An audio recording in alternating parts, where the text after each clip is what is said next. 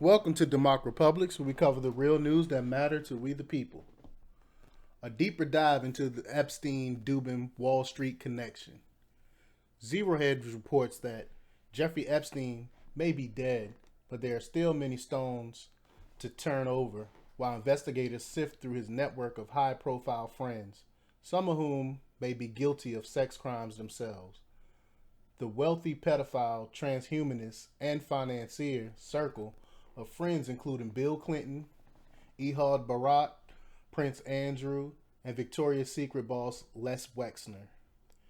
It also included billionaire hedge fund manager Glenn Dubin and his wife, Dr. Ava Andersson-Dubin, a former Miss Sweden who dated Epstein for 3 years before she and Dubin married in 1994. The Dubins and Epstein were close and remained close after his 2008 conviction for pedophilia, inviting him to their Palm Beach home for Thanksgiving the following year. Eva even wrote an email to Epstein probation officer insisting that she was 100% comfortable with the pedophile and registered sex offender being around her minor children. That's just ridiculous. According to Vanity Fair's William Cohen, several sources said that Epstein was the godfather to Dubin's 3 children, a claim which the family disputed. The Dubins are Jewish, and Jewish people do not typically do godparents, said a spokesman. That's true. Epstein, Dubin, and Wall Street. In 2004, Epstein reportedly received a $15 million fee after J.P. Morgan Chase bought control of Dubin's hedge fund, Highbridge Capital. Epstein had introduced Dubin to then J.P. Morgan's exec, Jess Staley, who is now CEO of Barclays. According to Bloomberg, Staley visited Epstein on a private island, accompanied by his wife, Deborah. He also visited Epstein at his Palm Beach office while Epstein was on prison work release. Dubin, meanwhile, also directed some of Epstein's money to at least 2 hedge fund managers, Dan Zwirn and Joseph Kusnin, both former Highbridge employees who left to start their own firms. Glenn Dubin introduced me to Epstein as a new manager that he was familiar with and thought likely of, Kusnin told Vanity Fair, insisting that he and Epstein only met once and never communicated again. Notably, Kusnin delivered a good rate of return on his modest investment. The relationship between Epstein and Dubin also ventured into more controversial rounds, if one believes the depositions recently unsealed in an old court case between one of Epstein's alleged victims, Virginia Jeffrey, and Epstein's longtime companion and alleged madam, Ghislaine Maxwell.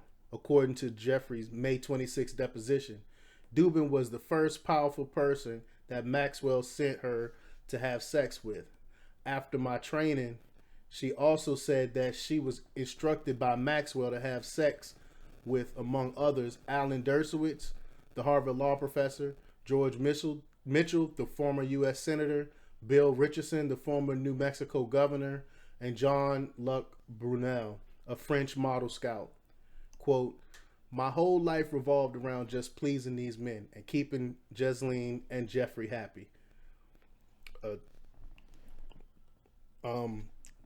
Jeffrey said in her deposition that Maxwell and Epstein's whole entire lives revolved around sex. They call it massages sex. They call modeling sex. She said Maxwell told her to give Dubin a massage. The Dubins categorically denied Jeffrey's allegations. Their spokesperson also provided evidence that disproves Jeffrey's account. Dershowitz, Mitchell, Richardson, and Brunel also have denied her allegations. But why would she make all this stuff up? Did the Dubins bring in a 15-year-old girl? Former Dubin chef and assistant Renato Rizzo claimed in a recently unsealed June 2016 deposition that when he and his wife Deborah worked for the Dubins, Andersson-Dubin brought home a 15-year-old Swedish girl who had been with Epstein and Maxwell during a visit to the Dubins' home. The girl was distraught. upset, and she was shaken, said Rizzo, who added that the girl seemed on the verge of crying. According to the report, the girl told him and his wife that she worked for Epstein as his executive personal assistant, and when Rizzo expressed shock that such a young girl could have that job, she just breaks down hysterically. Rizzo stated that the girl told him she was involved in some forced sexual activity at Epstein's Caribbean island and was told by Maxwell and Epstein not to discuss it. My question is, if someone confided in this guy, he's of course talking about it in the deposition, but why he didn't report it to the police or anything like that? I mean, this girl, 15-year-old girl, told him about what was going on, and he did absolutely nothing about it. I mean, a lot of people knew about what was going on and said absolutely nothing. The Dubins denied everything, stating through a spokesman who shared flight records there was never a 15-year-old Swedish nanny in the Dubins' home, and flight records for trips to Sweden on the Dubins' plane do not include any minors other than family members. The Dubins' longtime live-in nanny also attested with certainty that they had never employed an underage nanny. That said, the Dubins did confirm having traveled with Epstein on his private jet, occasionally flying between Palm Beach and New York, where they all had homes. Maxwell, meanwhile, flew on the Dubin plane twice, along with his children, once in 2004 and 2010. Pilot Jim Dowd, who flew for both Epstein and the Dubins, said that both men were friends who liked vacationing together. Meanwhile, a Russian model who worked for French modeling exec and accused rapist Jean-Luc Brunel was reportedly friendly with the Andersson-Dubin.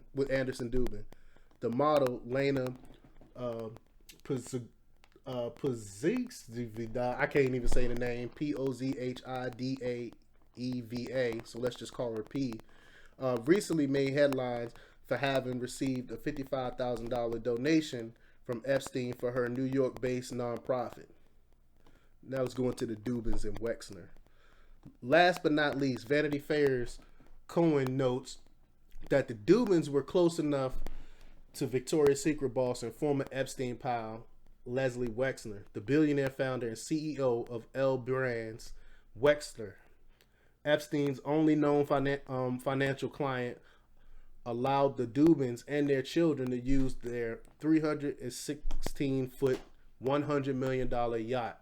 It's called the Limitless, for a Mediterranean vacation. Quote, Wexner's wife, Abigail, graciously invited the Dubins to use their boat for 4 days while Eva Dubin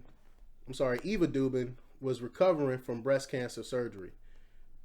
Dubin's spokesperson explained, according to the report, which adds that it was quite unusual for Wexner to let anyone use Limitless when he was not on board. Interestingly, all parties have denied all wrongdoers, and many claim to have had no knowledge of Epstein's proclivities, despite hanging out with him during and following his conviction for pedophilia. What's wrong with these people? And I mean, that's a good. And they try to say they ain't know nothing about it, but they obviously knew about it after the fact, and still was hanging with the guy, still was flying around with the guy, still was allowing this guy around your children. I mean, I think they all knew what was going on, and they partook in a lot of the nasty things that was going on. But let me know what you think. Leave your comments below. Like, share, subscribe, and check out DEMOCREPUBLIX.com for the latest in news. Till next time. We live in a real